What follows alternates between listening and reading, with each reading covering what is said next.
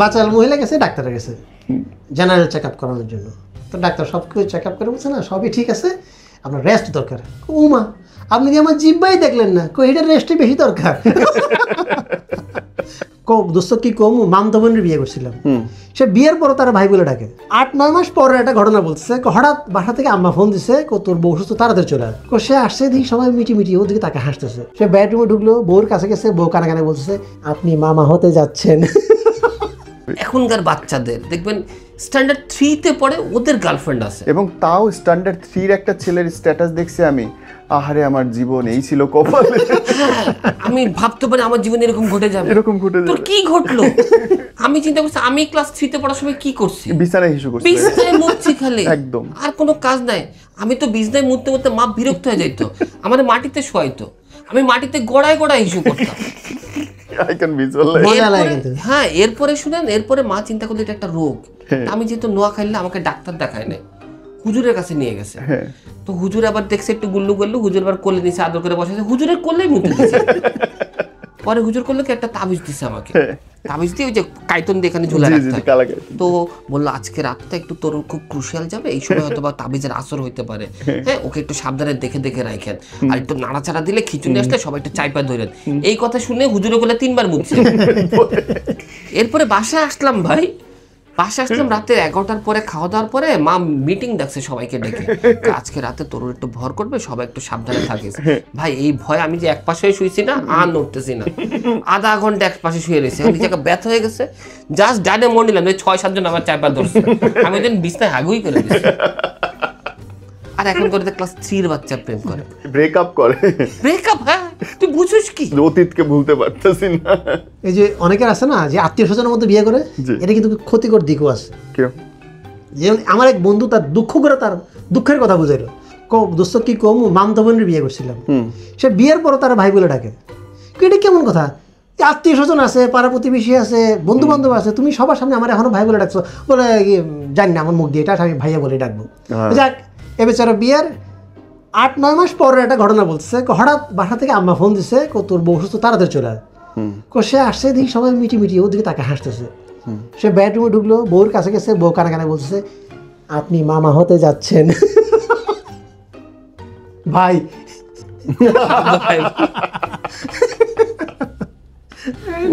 Pathetic ভাই, pathetic. তারপরে জমানা দেখেন কত চেঞ্জ হয়ে গেছে। ও আচ্ছা, জমানা যখন চেঞ্জ হওয়ার কথা বলো, 2টা ঘটনা বলি। বল। নাম্বার হচ্ছে 1, আমরা বলি না এই যে আগে ওইটা প্রায় দেখা যেত যে মহিলাদের চোখেই পড়ে ছেলেদের যে চেইন যদি খোলা থাকে। হ্যাঁ, আপনি কইলেন আমি তরু ভাইয়ের যে জিপার দেখা যাচ্ছে, আমি ওই দেখে নজর গেল। না না, খোলা না, বাটন আছে, ওই বাটনটাই দেখা যাচ্ছে। আমি ভাবছি কি ওটা বাটন না, তামাটে বর্ণ তো। আমি একটু কনফিউজ হয়েছি, সাথে সাথে তাকালাম দেখি তামাটে বর্ণ কি যেন দেখা যাচ্ছে। আপনি কি অন্য কিছু, আমি সেটাই ভাবছিলাম তামাটে বর্ণ। না ওটা তো লোহার হতে পারে না। এখন মহিলারা যত স্মার্টই হোক, যত কিছুই হোক, ধরো না, ছেলেরা কিন্তু স্মার্ট, প্রমাণ দিতে হবে। তো এক মহিলা ছেলের দিকে বলছে, এই ছেলে তোমার তো পোস্ট অফিস দেখা যাচ্ছে। তো ছেলে নর্মাল থেকে জবাব দিছে, হ্যাঁ ইন্টারনেটের যুগে আপনি এখনো পোস্ট অফিস নিয়ে পড়ে আছেন। আবার আমরা যে অনেকেই বলে না যে আমরা কিন্তু দিন দিন আগাইতেছি, আসলে এই কথাটা ঠিক না, পিছাচ্ছি। কেমনে? নৈতিকতার জায়গায় আর একটা জায়গা দিয়ে পিছাচ্ছি, আমি প্রমাণ করে দেখাই দিব। আমি আপনার প্রতিটা প্রোগ্রামে একটা একটা প্রমাণ দিয়ে দেখাই দিই। অবশ্যই। যেমন মনে করেন আমাদের দেশে শিক্ষিত কাদেরকে ধরা হয়? যারা স্বাক্ষর করতে পারে। ওকে, তো আমরা প্রথমে টিপসই দিতাম, লেখাপড়া করে আমরা স্বাক্ষর দিই। আর এখন ফিঙ্গারপ্রিন্ট প্রযুক্তি আমাদেরকে স্বাক্ষর থেকে টিপসই নিয়ে আসছে। আঙ্গুলের অভ্যাসটা আমাদের অনেক আগে থেকে জাতি হিসেবে। এই যে আমরা দেখেন অফিসে এখন ফিঙ্গারপ্রিন্ট, বয়েজ স্কুলের ছেলে পেলে যারা আছে না, ওদের অনেক কষ্ট হয়, 4-5 বার দিতে হয়, দাগ উঠে গেছে, কারণ ওদের হাতে রেখা হালকা থাকে। আমারও তো লাগে, আমি দেখতেছি। এটা এইভাবে না, ওই যে এরকম গেছে, এরকম সাধু বাবার কাছে গেছে, একজন হাত দেখাতে, কি তোমার তো হাতের রেখাই নেই, হাতের রেখা সব ওখানে লেগে গেছে। আমার এক ফ্রেন্ড ছিল তোতলা বাবু, বুঝছেন, ও তোতলা মানুষের একটা সমস্যা কি জানেন, ওদের কথা আটকায় যায়, কিন্তু ওরা সব জায়গায় পাকনামি করে কথা বলতে যায়। একদিন আমি ফার্মেসিতে গেছিলাম, আমি একটা ওষুধ নিব, তো একটা লোক একটা প্রেসক্রিপশন নিয়ে এসছে, এসে লোকটার ভেতরে ফার্মেসির লোককে বলতেছে, দেখেন তো এটা কিসের ওষুধ দিচ্ছে? ও তোতলা পাটের উপর নিচ্ছে, নিয়ে দেখে দিচ্ছে কার, আমার ওয়াইফের। আপনার ওয়াইফের চুলকানির ওষুধ দিচ্ছে। এই যে আপনার ওয়াইফের চুপ, এটা আরেকটা দান শেষ করি, শেষ করি। আপনার ওয়াইফের চুপ বহুত লাগে চুলকানির ওষুধ দিচ্ছে। এরপরে করছে কি আমরা একটা বিয়ের প্রোগ্রামে যাব, তো ওর এই কথাগুলো আটকে যায়, তো ওরে বলছে কি ভাই আল্লাহর রাস্তে বাবু তুই কারোর সাথে কথা কইস না, খালি আমরা যাবো দুটা খায়া গায়েব হয়ে যাবো। তো দেখলাম বাবু চুপচাপ আছে, কার সাথে কিছু কথা বলে নাই। হঠাৎ করে এক মুরব্বি চেতে গেছে, এই বেয়াদব ছেলে কি আনছে, ওই রকম ভাবে বাজে বাজে আচরণ করতেছে। আমরা কি বাবু তো কথাই কয়নি, ওরে টাইনা বাইরে নিয়ে আসলাম, কি সমস্যা, তাহলে এরকম করলি কেন? কাকা আমার দিকে চেহারা রয়েছে, আমি কাকার দিকে চেহারা রয়েছি, তো কাকা রয়েছে কাকা, আমি এটা কি আপনি কি পোলা পক্ষ? কাকা কিচ্ছু কয় না।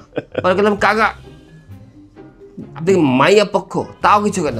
কাকা আপনি কি খাও খাইতে আইছেন আমার মতো? এই তোতলা বা এই ধরনের কথা বলে এদের আরো কিছু প্রবলেম আছে। যেমন মনে করেন আমরা বলি না লোকটা ঘোড়া নিয়ে ছুটতে ছুটতে, সে কি বলবে লোকটা যদি কেউ পারেন লেখেন। আচ্ছা আমাকে বলেন তো বিয়ের সময় হ্যাঁ মেয়েরা বাঁ পাশে বসে আর ছেলেরা ডান পাশে কেন বসে? বাঁ পাশে তো পকেট থাকে ভাইয়া। পৃথিবীর ইতিহাসে সব লস বাঁ পাশে। কেমনে ভাই? অ্যাকাউন্টিং এ পড়ছেন আপনি? না। অল লস বাঁ পাশে জায়গায় আর সব প্রফিট ডান পাশে থাকে। বিয়েটাই আপনার জীবনের লস, স্টার্টিং থেকে শুরু হলো লস। আপনি দেখেন বিয়ের অনুষ্ঠানে একটা মেয়ে মানুষ কি করে, স্টেজ সাজায় লাখ টাকা খরচ করে, সাজগোজ করে, হ্যাঁ মানে আইফোনের প্যাকেটে আপনি পাবেন নোকিয়া, এমন ভাবে সাজাবে যে পার্সোনা ফারজানা শাকির, এরপরে ক্যামেরাম্যান আসে, লাখ লাখ টাকা খরচ করতেছে না? আর আপনি কি করছেন? আমি শেপও করি নাই যার দিন।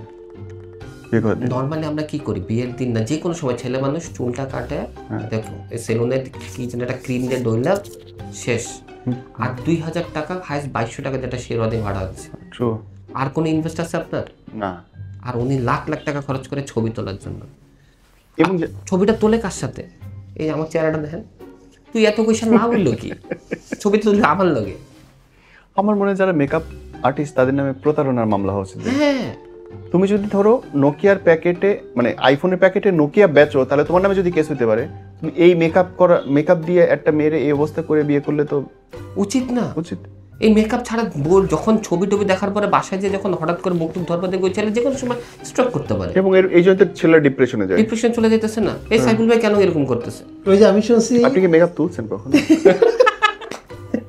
জার্মানিতে নাকি একটা আইন আছে যে মিথ্যা কথা বললে 10 বছর কারাদণ্ড। এই জিনিস যদি আমাদের দেশে হইতো তাহলে আমরা জেলে থাকতাম বেশি, বাংলাদেশ জেলখানা। আর হাজবেন্ডটা বেশি থাকতো। হাজবেন্ডটা কেন জেলখানা থাকতো দেখেন আপনি, একটা ওয়াইফ বিয়ের পরে তার কি হাজবেন্ডের নামটা কি নামে সেভ করে খেয়াল করে দেখছেন? মাই লাভ, হাবি, রাইট। আর আমরা কি বস করি? আপনি বস করেন, আমি লিখি আজরাইল, কোভিড, নাগিন, উপায় নাই তো ভাই। যে এই যে কথাটা বললেন, বউরা কিন্তু এই জামাই নামে বদনাম বা শ্বশুর বাড়ির বদনাম বিভিন্ন জনের বোঝায় না, এই অভ্যাসটা কিন্তু আছে। তো এটা তো দেখতে খারাপ শোনায়। তো এক মহিলা তাকে পরামর্শ, দেখো তুমি শ্বশুর বাড়ির বদনাম এরে ওরে না বুঝাইয়া যে সমস্যাগুলো তুমি তোমার জামাইয়ের সাথে আলাপ করে নিতে পারো। তো বউ কইতেছে ম্যালেরিয়া হইলে মশার লোক আলাপ করে কোনো ফায়দা আছে?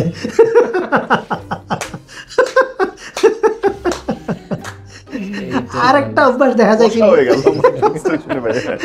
আর একটা জিনিস দেখা যায় কি মনে করেন বিয়ে বাড়িতে এটা দেখা যায়, বা বয়স্ক মহিলারা কোনো মেয়েকে জিজ্ঞেস করে না কি ব্যাপার অনেকদিন পর দেখা হলে ইয়ে তোমার বিয়ে টিয়ে হয়েছে নাকি? তাই বলছে বিয়ে হয় না, তবে ইয়ে হয়ে গেছে, ফুলেও গেছে। আবার এই যে বিয়ের পরে আবার সাংসারিক জীবন, এটা আপনি ভালো বুঝবেন। ওই যে আপনি যেটা বলেন যখন এ রোমান্টিক তখন হয়তো এ না, যখন ও বিজি তখন হয়তো ও না। তো এরকম জামাই অফিসে যাবে এমন সময় বউ চাইতেছে রোমান্স করার জন্য, তো জামাই বলছে না না দেখো অফিসের টাইম হয়ে গেছে আমার দেরি হয়ে যাবে। লাগে তো মাত্র 30 সেকেন্ড, এই দিন আর কি এমন দেরি হবে? অফিসে বললে অফিসের পেপার ওয়েট আছে না, পেপার ওয়েট আর নিচের পেপার, পেপার ওয়েটটা দেখলে আমার ওয়াইফের কথা মনে পড়ে যায়।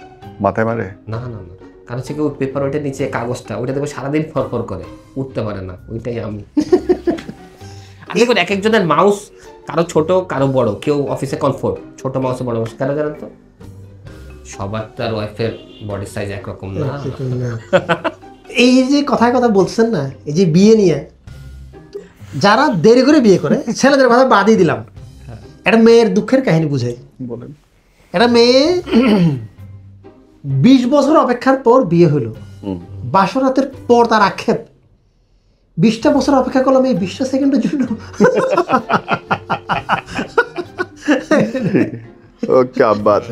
আবার এই যে বাসরাতে কিন্তু আবার অনেক অনেক ধরনের ঘটনা, অনেক এক্সাইটেড থাকে, কি হবে কি হবে কি হবে, বউ একা গিয়ে বসে থাকে, আবার জামাই মনে করে কি, ওগুলি তো বউ মনে করেন বসে থাকে একা গিয়ে, হয়তো ভিডিও দেখছে, সিনেমা দেখছে, বাংলা সিনেমা এমন হয়তো যে বাসরাতে নিয়মই হচ্ছে এরকম, একা গিয়ে বসে থাকবে, জামাই আস্তে আস্তে আসবে, ঘুমটা খুলবে, রোমান্টিক ডায়লগ দিবে, এই দিবে সেই দিবে, আর স্বাভাবিক জামাই পোলা পাইন তো মনে করে খালি ঢুকতে দেরি, এত সময় কি আর অপেক্ষা করে, এক্সাইটেড থেকে এক্সাইটেড। এই মনে করেন বউর ধরতে থাকবে, এই খবরদার আমার টাচ করবে না, আমি জিহানকে ভালোবাসি। নো, কারণ আমি বিয়ের আগে মায়ের কথা দিয়েছি, বিয়ের পরে সব কাজ আমি ছেড়ে দিব। আর বিয়ের পরে তো মনে হয় না খুব এক্সাইটেড, বিয়ের প্রোগ্রাম শেষ করে বাসায় পৌঁছাতে পৌঁছাতে রুমে ঢুকতে ঢুকতে দুইটাই ধরলাম। এরপর ওখানে আবার ফটো সেশন আছে নাকি, হ্যাঁ এইভাবে ধরে এইভাবে ধরে, কারণ আমি ধরবো কি, আমার তো দিকে তর পাচ্ছে, হ্যাঁ শিশির করতেছে শরীরে, রগে টান খেয়ে যাইতেছে অলরেডি। এরপরে শুরু হয় মেকআপ তোলা। ভাই আমি খালি বসে আছি, খালি করতেছি, আর এই যে ক্লিপ খুলছে মনে হয় 60 থেকে 70টা ক্লিপ, চুল ফেলাইটা খুলতে খুলতে যখন মোটামুটি গোছায় উঠছে তখন ফজরে আজান দিছে। আব্বা কয় রে নজরস্তা কিল্লাই উঠি, ঘুমাইলাম কয় নমস্তে করবো কয়। আল্লাহ, এটা কিন্তু ঠিক, এটা বাস্তব জীবনে যে যত ভালোভাবেই নিক, যত খারাপ ভাবেই নিক, কি স্বামী স্ত্রী যখন নতুন নতুন বিয়ে করে, তারা কিন্তু এই নামাজ কালাম থেকে অনেকটা কারণে কিন্তু দূরে দূরে চলে যায়। হয়তো পাক পবিত্র থাকতে পারে না দেখে অনেক হয়তো পড়তে পারে না, কিন্তু অনেক ক্ষেত্রে আবার চাপ দেয়, হ্যাঁ বলো না, আমি এটা যাবে কিনা জানি না, কিন্তু আমি এমন অনেকজনের দেখছি পরিবারের সাহেবরা গোসল করে না কিছু করে না, কিন্তু জানা নিয়ে বসে আছে, রুকুতেও যাইতেছে না, শেষ যাওয়া যাইতেছে না, আল্লাহ তো জানে কি লাগে। এরকম আবার সাংসারিক জীবনে দেখা যায় কি, অনেক বউ আছে অতিরিক্ত বাচাল, এত বাচাল যে মনে করেন আপনাকে কথা বলার সুযোগ দিবেন 100%। হ্যাঁ, একটা এক্সাম্পল এরকম, বউ খালি কথা বলতে চায়, জামাই একটু বউ বলছে ধরো, এটা কিন্তু চরম বেয়াদবি, আমি কথা বলছি আর তুমি একটু পর হাই তুলতেছো, হাই তুলছি না, আমি কথা বলার সুযোগ চাচ্ছি। ঠিক সেম এরকম একটা মহিলা, বাচাল মহিলা গেছে, কদিন আগে তো একটা ভিডিও ভাইরাল হলো না, একটা ইন্টারভিউতে সাংবাদিকরা এরকম করছে, একজন কথা বলতেছে, পাশ থেকে একজন এরকম করছে, এরকম এক বাচাল মহিলা গেছে ডাক্তারের কাছে জেনারেল চেক আপ করানোর জন্য। তো ডাক্তার সব কিছু চেক আপ করে বলছে না সবই ঠিক আছে, আপনার রেস্ট দরকার। উমা আপনি কি আমার জিব্বাই দেখলেন না, এটার রেস্টই বেশি দরকার।